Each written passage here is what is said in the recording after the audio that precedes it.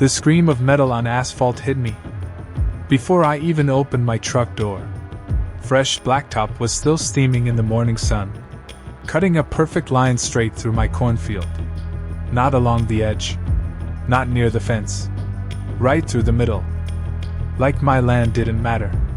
I stood there, boots sinking into warm tar, staring at tire marks pressed deep into soil. My family had worked for 60 years. Something felt off immediately. Too clean. Too fast. Like this wasn't just construction.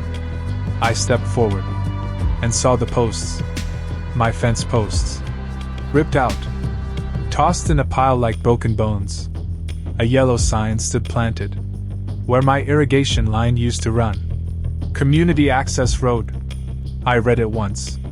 Then again. Then a third time, just to be sure.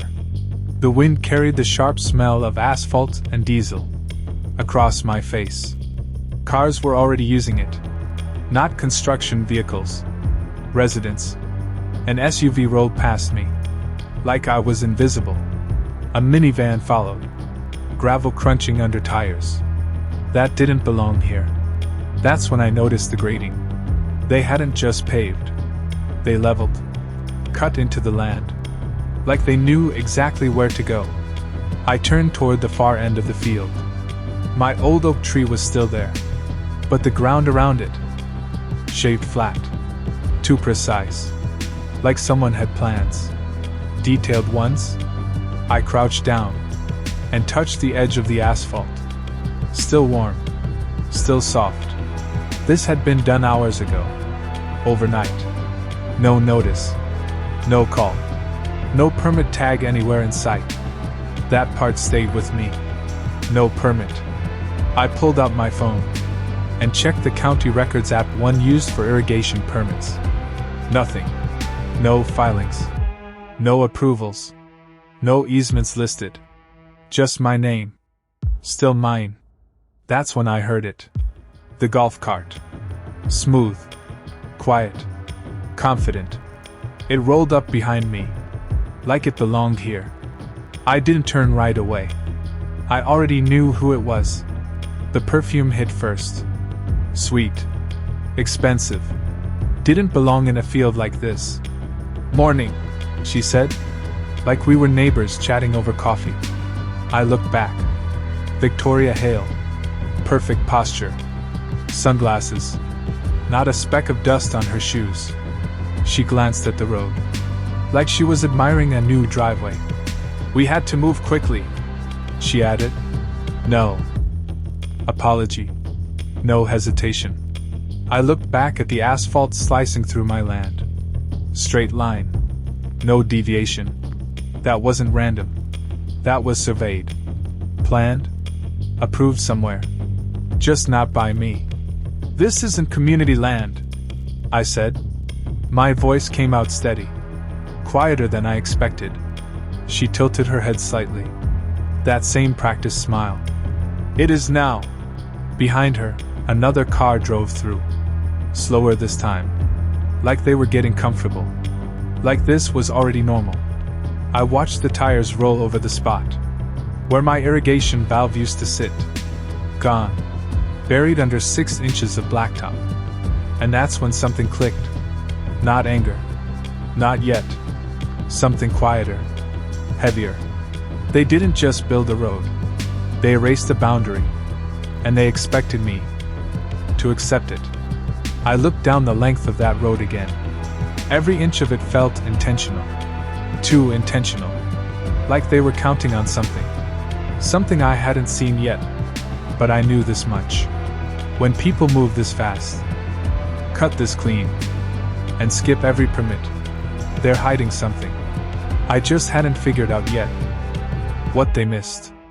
I did not argue with her. Not yet. The road was still warm under my boots, and something about that mattered more than whatever she was saying. Fresh asphalt means fresh paperwork. Or no paperwork at all. I kept my eyes on the edges where blacktop met dirt. The line was too sharp. No erosion. No settling. This was rushed. "Who approved this?" I asked, still looking down. She let out a small breath, almost amused. The board handled everything. That word again. Everything. I glanced at her, then past her, toward the entrance where the road connected to their subdivision. Decorative stone markers already stood there. Polished. Permanent.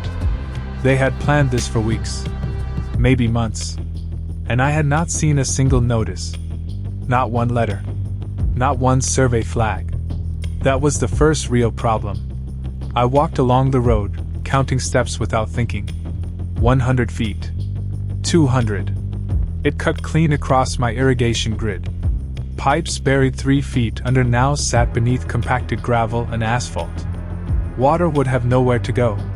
Or worse, it would go where it should not. I stopped near the midpoint and looked down again. A faint crack was already forming where the ground dipped slightly. Too soon for that. Way too soon. You might want to fix your drainage, I said, almost to myself.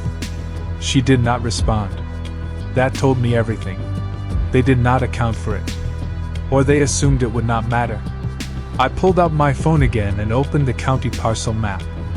My boundary lines lit up in red. Clean. Undisputed.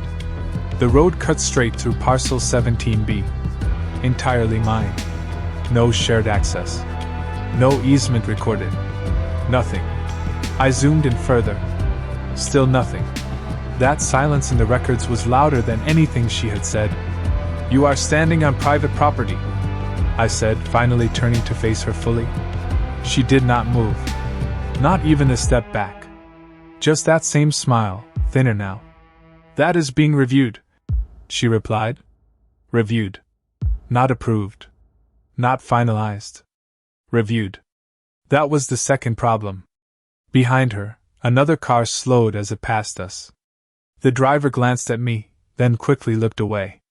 Like they knew something was off but chose not to question it. That hesitation hung in the air for a second too long. I watched the tires roll over a slight hump in the asphalt. The suspension dipped harder than it should have. There it was again. The ground underneath was not stable. They paved over farmland like it was compacted roadbed. It was not. And they did it fast. Too fast. I crouched down and pressed my palm against the edge again. Still warm. Still soft enough to mark if I pushed hard. I did not. Not yet. I stood back up slowly, brushing dust from my hands. My mind was already moving ahead. Permits. Surveys. Soil reports. Easement filings. Every one of those leaves a trail. And right now, I had not seen a single footprint.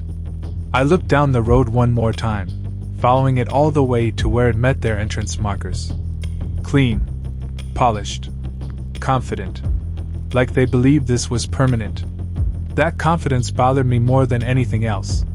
Because confidence like that usually comes from one of two things. Either they had authority, or they thought I did not. I slipped my phone back into my pocket and took a step off the asphalt, back onto my soil. It felt different immediately. Familiar. Solid. Mine. I did not say another word to her.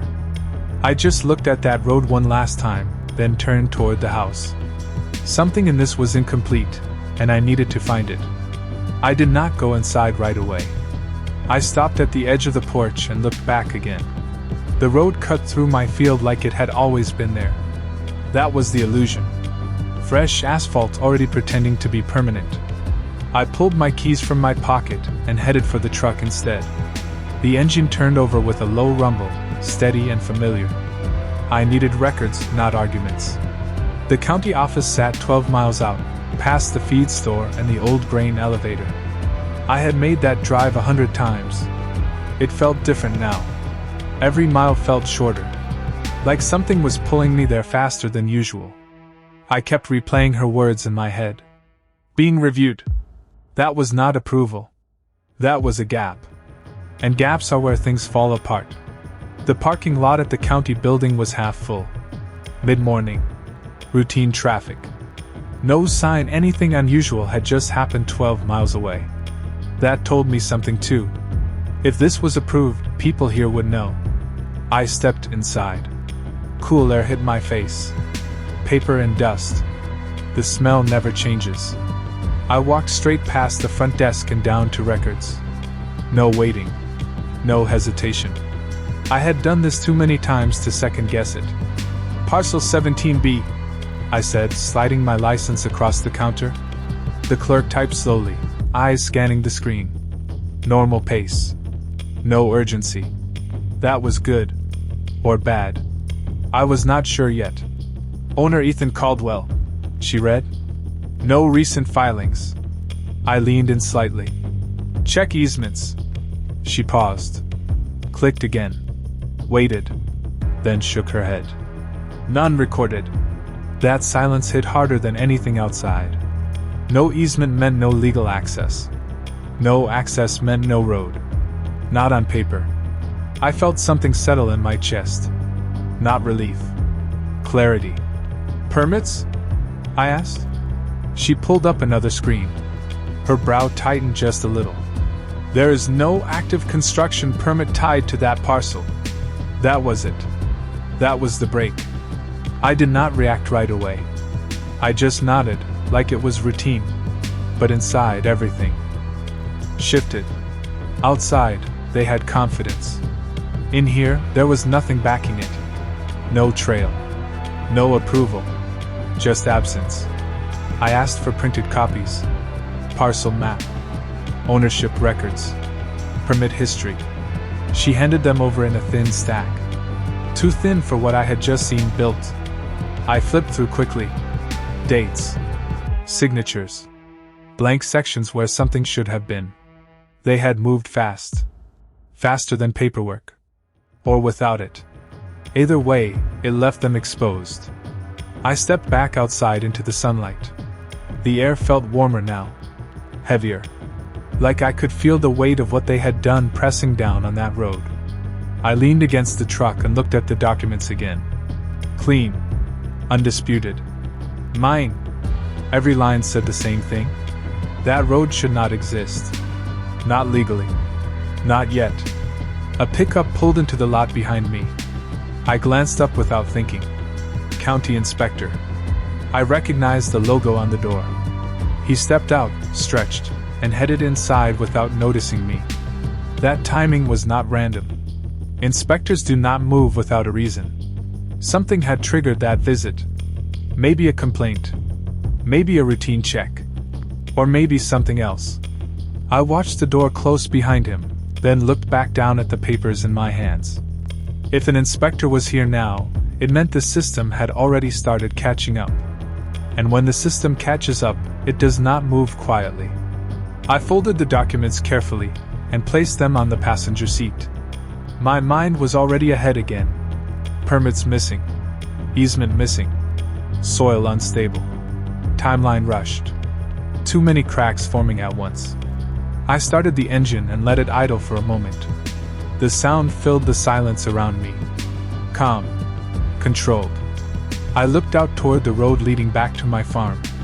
Somewhere between here and there, this was going to break open. I just needed to be there when it did. I turned onto the dirt road leading back to my farm and saw the dust first. Not wind. Not traffic. A steady cloud hanging low over the field. That was new. I pressed the gas a little harder. The truck bounced over the ruts, suspension groaning as I crested the hill. Then I saw them. 2 white county trucks parked near the entrance. Doors open.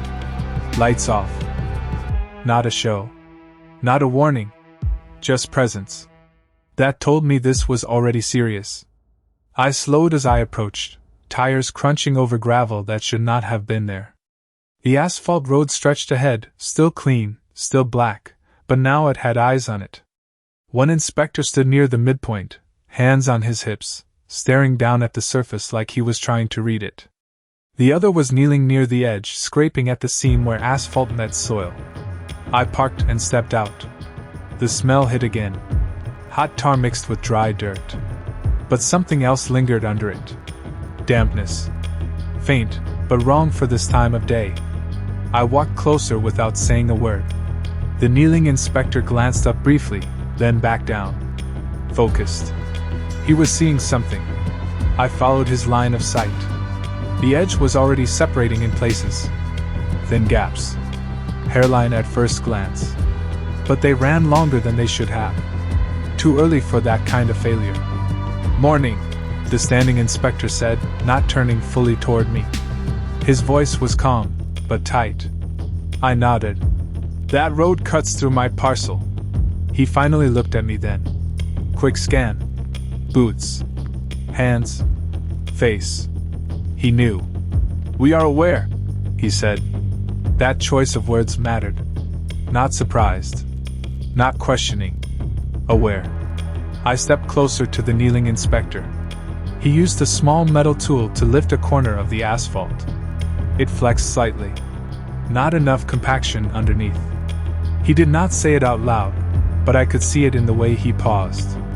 Then he tapped the surface lightly. Hollow in spots. That should not happen this soon. I glanced further down the road. A sedan approached slowly, then stopped when it saw the trucks. The driver hesitated, then backed up. That hesitation spread like a signal. Something was off, and people could feel it without knowing why. "Any permits filed?" I asked. The standing inspector shook his head once. No hesitation. No maybe. Just no. That settled the second piece. No paperwork. No approval. Just a road sitting where it should not be. A third vehicle pulled up behind mine. Black SUV. Clean. Familiar. Victoria stepped out, closing the door with controlled precision.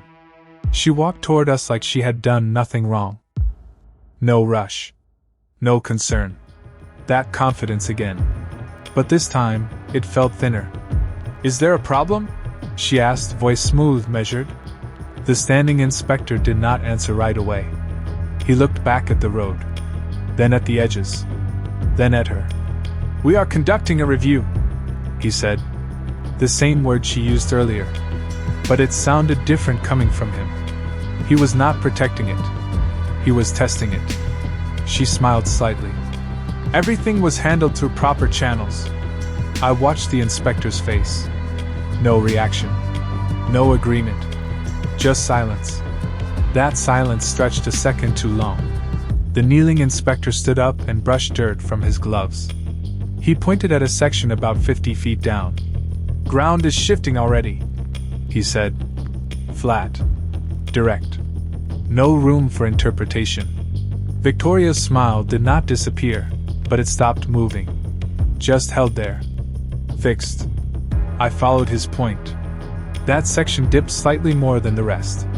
Subtle, but visible if you knew what to look for. The surface was already betraying what was underneath. Rushed work always does. I folded my arms and said nothing. There was no need to push. Not yet. The system was already pressing in. Papers missing. Ground unstable. Inspectors on site. Every piece was lining up without me saying another word. I looked down the length of that road again. It no longer felt permanent. It felt temporary. Like it had been built on borrowed time. And borrowed time always runs out. I did not move when she stepped closer. The air shifted slightly, like the field itself was holding its breath. The inspector walked past her without asking permission and stopped near the lowest dip in the road. He crouched again, pressing his palm flat against the asphalt. Then he held it there a second longer than necessary. Feeling it. Measuring something you could not see with your eyes. "Moisture underneath," he said quietly. Not to her. Not to me. Just stating it. That word hung there. Moisture. On land that should have been dry at this hour. I looked out across the field. The irrigation lines had been buried under that road. Water did not just disappear. It moved. And right now, it was moving under their foundation. Victoria crossed her arms, her fingers tightening slightly against her sleeves. "That is normal settling," she said. Her tone stayed even, but there was a thin edge now. The inspector did not respond. He stood up slowly and wiped his hand on a cloth. Then he stepped back and looked down the entire stretch again. Longer this time. slower, like he was connecting points. I followed his gaze. The dips were subtle, but they lined up with where my irrigation grid ran beneath. Straight lines beneath straight lines. Except one was built with planning, the other with assumption. "Who signed off on grading?" he asked. That question landed harder than anything else so far. Victoria did not answer right away. That pause was small. Almost nothing. But it was there. "The contractor handled site preparation," she said. Not a name. Not a document. Just a deflection. The inspector nodded once. Not agreement. Recognition. He turned and walked toward the edge where the soil met the asphalt again. This time, he pushed the tool deeper. It slid in easier than it should have. Too soft underneath. Not compacted correctly. Not stabilized. Rushed. I could see it in the angle of his shoulders. He already knew. Another car approached the entrance again, then slowed. The driver rolled the window down halfway, watching. Waiting for someone to say it was fine. No one did. The silence answered for us. The inspector pulled out a small notebook and began writing. Short strokes. Quick entries. Each one felt heavier than the last. Paper makes things real. I glanced at Victoria. Her posture was still straight, but her eyes moved more now. From the inspector. To the road. Back to me. Calculating. Adjusting. Trying to hold something together that was already slipping. "We will need documentation," the inspector said finally. "Permits. Soil reports. Easement approvals." Each word came out clean. Separate. No room to combine them into anything softer. She nodded. "Too quickly. We can provide that." Another pause followed. Just long enough to feel wrong. I did not say anything. I did not need to. Everything that mattered was already happening in front of me. The road was not just a line across my land anymore. It was a problem spreading underneath it. And problems like that do not stay hidden. The inspector closed his notebook and looked down the road one more time. Then he placed a small orange marker at the edge of the weakest section. Bright. Impossible to ignore. That marker changed everything. It turned suspicion into record. I felt the shift settle in my chest again. Calm. Clear. This was no longer about what they built. It was about what they could not prove. And right now, they had nothing to stand on. I stepped back onto my soil again, letting the dust settle around my boots. The road stretched out in front of me, still black, still smooth on the surface. But underneath, it was already coming apart. And now someone official had seen it. I looked at that orange marker glowing against the edge and realized something else. They were not just losing control of the road. They were losing control of the story. The inspector's truck door slammed shut, and the sound carried farther than it should have. Not loud, but final. Papers were already in motion now. That part you could feel without seeing it. Victoria stayed where she was for a second longer, watching the orange marker like it had appeared out of nowhere. Then she turned toward me. Not smiling this time. Not even pretending. "You made a call," she said quietly. I shook my head once. "I did not need to." That landed. You could see it in the way her jaw tightened just slightly.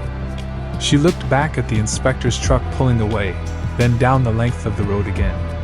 Measuring. Recalculating. The confidence from this morning was gone. Not broken yet. Just thinner. That is how it starts. One layer at a time. Another car approached, slower than before. The driver rolled halfway onto the asphalt, then stopped when they saw the orange marker. A pause. A decision. Then they backed up and turned around. No one told them to. That was the shift. People do not need instructions when something feels wrong. They just stop trusting it. I walked along the edge again, following the same line I had traced earlier. But now every detail stood out sharper. Small ripples in the surface. Slight depressions where the ground had already started to give. The inspector had not marked all of them. Just the worst one. That meant the rest were coming. I stopped near the center and listened. Not traffic. Not wind. Something softer. A faint hollow tone under my boots when I stepped down. Subtle. But there. That sound should not exist on a road this new. It told me everything I needed to know about what was underneath. Victoria's phone rang behind me. Sharp. Clean. She answered quickly, turning away just enough to lower her voice. I could not hear the words. I did not need to. The tone was different now. Short responses. Control. Not in charge anymore. Receiving information instead of giving it. That was new. I kept walking, counting steps again without thinking. Same distance. Same path. But this time, I stopped exactly where the deepest dip was forming. I crouched down and pressed my hand against the asphalt. Cooler now, but still soft enough to feel the give underneath. I pushed slightly harder. It shifted just a fraction. Barely visible. But enough. That was not a road. That was a surface waiting to fail. I stood up and looked toward the entrance again. The stone markers still stood there, polished and proud. But now they looked disconnected from what they were supposed to represent. Like a sign pointing to something that no longer held. A second county vehicle pulled up, slower this time. Different department. Different logo. That made it official in a way the first one had not. Layers of attention. Once that starts, it does not stop. The new inspector stepped out with a clipboard already in hand. No hesitation. No small talk. He walked straight to the first orange marker and stopped. Then he looked up, scanning the entire stretch. Taking it in all at once. That is when Victoria ended her call. She turned back toward the road, her posture straight again, but it did not carry the same weight. Something had shifted in her stance. Less control. More reaction. I could see it now. The plan they pushed through overnight was starting to unravel in daylight. Not because I fought it. Because it could not hold itself together. I slipped my hands into my pockets and stepped back onto my soil. Again, letting the dust settle around my boots. The road stretched out in front of me, still quiet, still unused. But it felt different now. Not like access. Not like progress. More like a question no one could answer yet. And questions like that tend to bring more people than answers ever do. The second inspector did not waste time. He walked the entire length of the road without stopping, boots pressing down with purpose, listening more than looking. That told me everything. He was not here to admire it. He was here to find where it failed. He stopped near the center and tapped the surface twice with his boot. The sound echoed slightly. Hollow again. Too hollow. He crouched and ran his hand along the edge, then pulled out a small metal probe from his belt. Pushed it in. It slid deeper than it should have. He did not react. Just pulled it out and wiped it clean. That silence was louder than any argument. Subgrade is unstable, he said finally. Direct. No room to soften it. The first inspector nodded once. No surprise there. They were seeing the same thing from different angles. That is when the clipboard came out again. More notes. More lines written down that could not be erased later. I watched Victoria from the corner of my eye. She stood still, but her weight shifted from one foot to the other. Small movement. Easy to miss. But it was there. The kind of movement people make when they realize something is slipping out of their control. We followed all procedures, she said. Not loud. Not defensive. Just enough to put it on record. The second inspector looked up at her, then back down at the road. We will verify that, he replied. Flat. No agreement.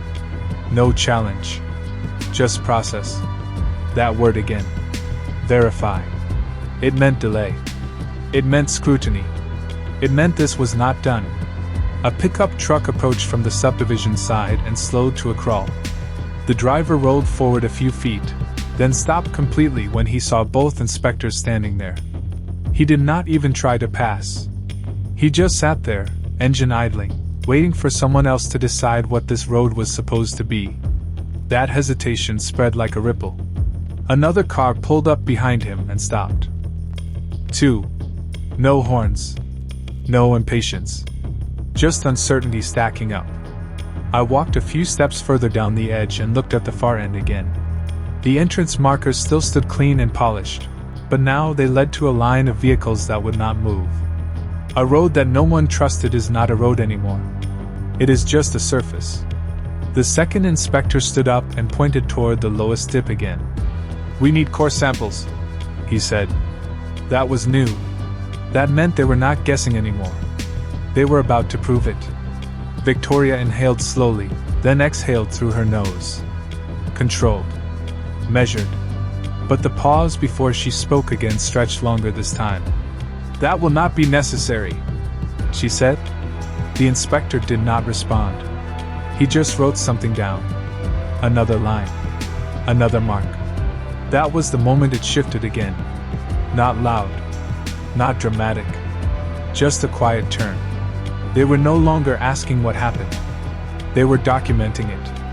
I stepped back onto my soil and let the dust settle around my boots again. Familiar ground. Solid. Unchanged. The contrast was clear now. My land held. The road did not. I looked down the length of it one more time. Small cracks forming. Edges lifting. Weight building where it should not. Everything about it felt temporary now. Like it had been built to look permanent, not to be permanent. And that difference was starting to show. The second inspector closed his clipboard and looked toward the entrance where the cars were waiting. Then he turned back to the road and said something low to the first inspector. I could not hear the words, but I saw the reaction. A short nod. A decision made without needing to say it out loud. That is when I realized something else. This was no longer about stopping the road. It was about what would happen to it next. The first orange cone went down without a word. Bright. Centered. Impossible to ignore. The second inspector placed it right at the midpoint where the dip was worst, then stepped back and looked at the line it created across the road. A line you do not cross unless you are ready to answer for it. The waiting cars did not move. Engines idled. Windows stayed half open. Everyone was watching, but no one spoke. That silence carried weight. The first inspector reached into his truck and pulled out a folded notice. Yellow paper. Official. He walked straight to the entrance and pressed it against the stone marker, smoothing it flat with his palm. It fluttered once in the breeze, then held. Temporary restriction. Pending review. The words were simple, but they changed everything. A road is not a road if you cannot use it. Victoria stepped forward, her shoes clicking softly against the asphalt that was already starting to betray her. "This is premature," she said. Calm. Controlled. But thinner now. The inspector did not look at her. "This is precaution," he replied. Same tone. Same control. Different authority. That difference settled over the field like a shift in weather. I walked slowly along the edge again, letting my boots press into the dry soil that still felt solid beneath me. The contrast was sharper now. My land held. Their road was being questioned. That question was spreading. Another vehicle pulled up behind the line of cars. Then another. No one tried to pass the cones. No one asked? They just waited. Waiting turns confidence into doubt faster than anything else. The second inspector knelt again, this time near the cone, and pressed the probe into the ground. It sank deeper than before. He looked up at the first inspector and gave a short nod. No words needed. They were done testing. Now they were confirming. Victoria's phone rang again. She answered immediately this time, turning away but not far enough. Her voice dropped, quick and tight. Short sentences. No control left in them. She was reacting now, not directing. I watched the line of cars grow. A quiet buildup. Not anger. Not chaos. Just uncertainty stacking layer by layer. The road that was supposed to bring access was now holding people in place. That irony did not need to be spoken. It was visible in every engine that kept running without moving forward. I stopped near the cone and looked down at the asphalt again. A thin crack had widened just enough to catch the light. Barely there this morning. Clear now. The ground underneath was shifting, just like the inspector said. It would not stop. Not without fixing what was underneath.